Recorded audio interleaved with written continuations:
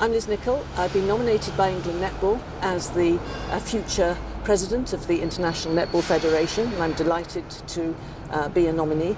I'm currently the CEO of UK Sport. I'm a former CEO of England Netball, a former Welsh international player, played in 2 World Cups, and I love the sport.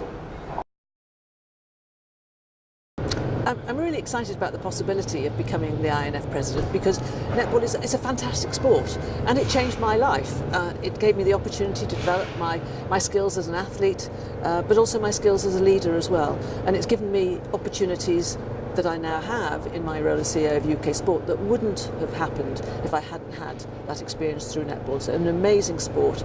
It's got a lot to give to young women and girls, but also to broader engagement of others as well. There's a great opportunity for international netball, just as there is actually a great opportunity for women's sport in general. There's much more of a spotlight shone now on women's sport.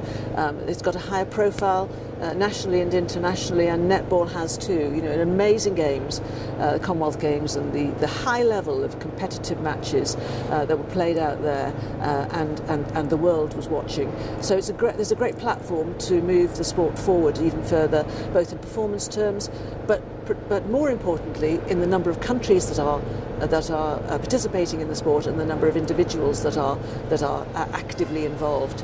So there's been terrific growth over recent years, but there's huge potential for it to be even greater. What excites me about the role is the opportunity to make a difference, I know that since I was hugely involved in netball right through the 80s and 90s. I know I've learned an awful lot from my experience at UK Sport. I've learned about how you can develop great performances in athletes and systematically as well.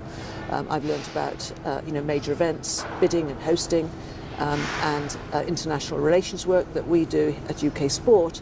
That engages with international federations across all Olympic and Paralympic sports, and actually is about how the challenges that face international federations more generally, and the governance work that we do at UK Sport as well is about real leadership that actually is at the backbone of every good organisation. So performance, major events, international relations and governance expertise, I can now bring to the table more of that than I could have done in previous years. There are a number of opportunities. Firstly, a new strategy is to be developed from 2020. That's a great opportunity to reflect on what's worked well in the past and think about what the INF needs to do over the next 4 to 8 years. There is a real opportunity to build on the fantastic platform that the Commonwealth Games gave to the sport, and where it showcased the sport at the very highest level. We've got more talented athletes, more super leagues now getting more visibility.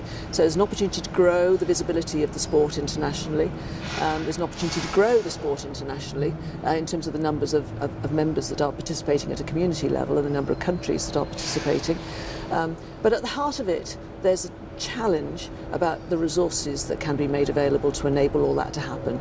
And that has to be the primary role of the International Netball Federation, to see how the resources can be accessed, how more resources can be accessed to enable this great sport to grow.